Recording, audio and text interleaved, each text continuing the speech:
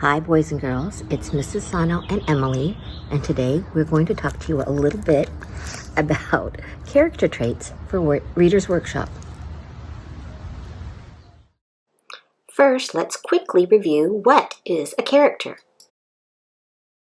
Remember, characters can be the people, the animals, or even the things in a story. But remember, characters think, feel, and act. So a soccer ball in a story that doesn't do any of those things is not a character. Do you recognize these two characters? I have another great Duck and Goose story for you. See if you can figure out the third character in the story.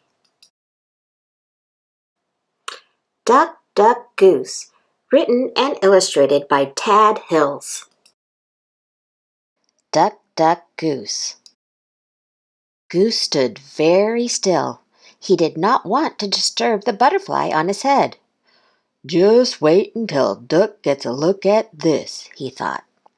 "Bluebird, have you seen Duck?" he asked carefully. "He is approaching from the west," said Bluebird, "and he's not alone." "Not alone?" honked Goose. "And where is west?" "That-a-way," Bluebird pointed, and was gone. "Just wait until Goose meets Thistle," Duck thought as he raced his new friend across the meadow.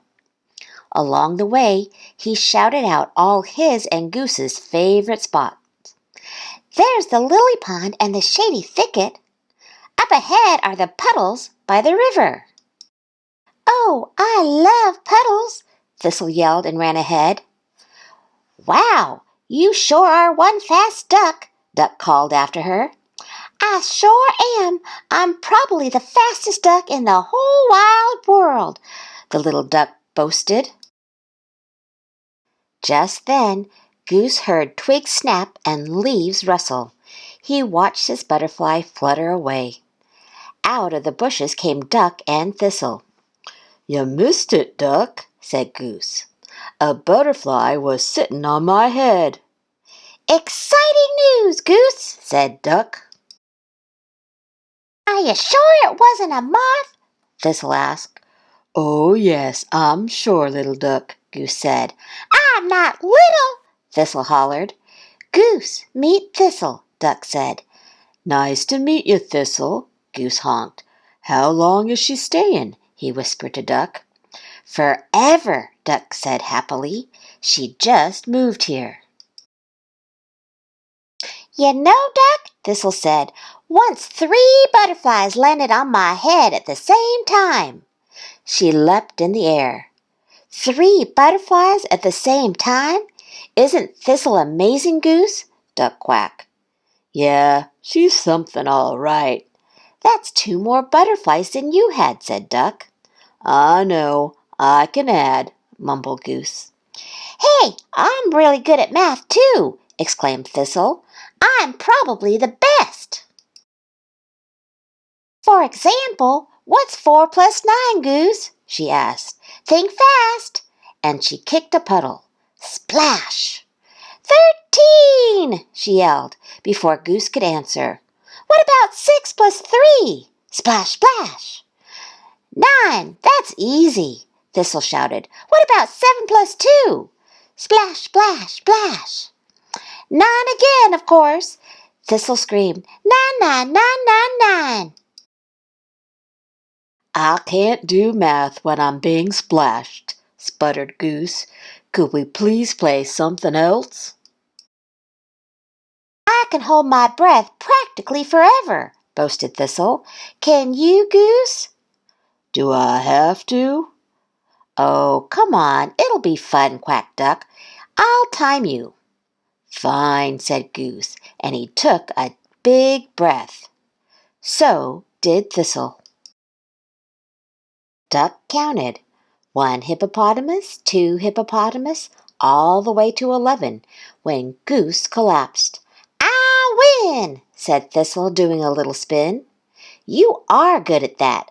I bet you really could have lasted forever," exclaimed Duck. "I'd like to see her try," groaned Goose. So what else do you do around here for fun? Quacked Thistle. Duck looked at Goose. We play, he said. I bet I'll win, quacked Thistle. We run around the meadow or kick our ball, said Goose. There's no winning. Well, then why bother, said Thistle. Last one to the top of the hill is a rotten egg. And off she ran. Well, I guess I'm the rotten egg, Goose said. Come on, Goose, Duck yelled. Let's see how fast Thistle can run downhill. Can't we just watch the clouds instead, honked Goose? But Thistle and Duck were too far ahead of him to hear. At the bottom of the hill, Goose moaned. Can't we just stand on our heads? Thistle interrupted. Of course! But let's first have a who can hop on one foot the longest match. A walk across a log challenge. A balance a stick on your head contest. A jump over a bush race.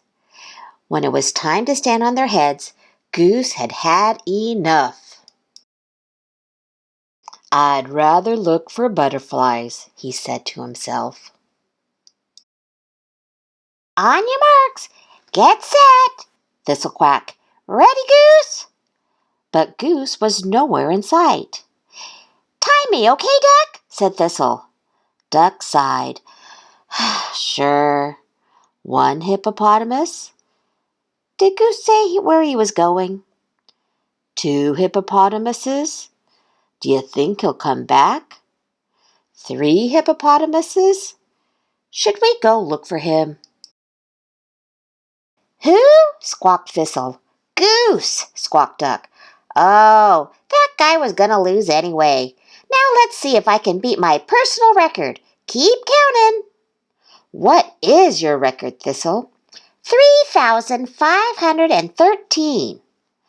By 6 hippopotamuses, Duck had had enough. I can't believe you're leaving me upside down like this, cried Thistle, as Duck headed off into the tall grass. Duck looked for Goose in all their favorite places. But the lily pond was empty. The shady thicket was dark and quiet. And the riverbank felt lonely. Duck called out to his friend, Goose! But his cry was muffled by the whir of the wind and the gurgle of the river. At last Duck hung his head and sat down by their favorite bush. Oh, Goose, where are you? He said, wishing that his friend could hear him. From behind the bush came a familiar honk. Goose? Duck called out. Duck, answered Goose. Goose, where have you been? Goose sighed. I don't like to stand on my head. No, said Duck. Actually, I don't either. And when I hold my breath too long, I get dizzy. Me too, said Duck. And walking across a log scares me. Duck looked at Goose. I thought you did a great job. But Thistle won every time, Goose said. She's very talented. Duck nodded. I think she's had lots of practice.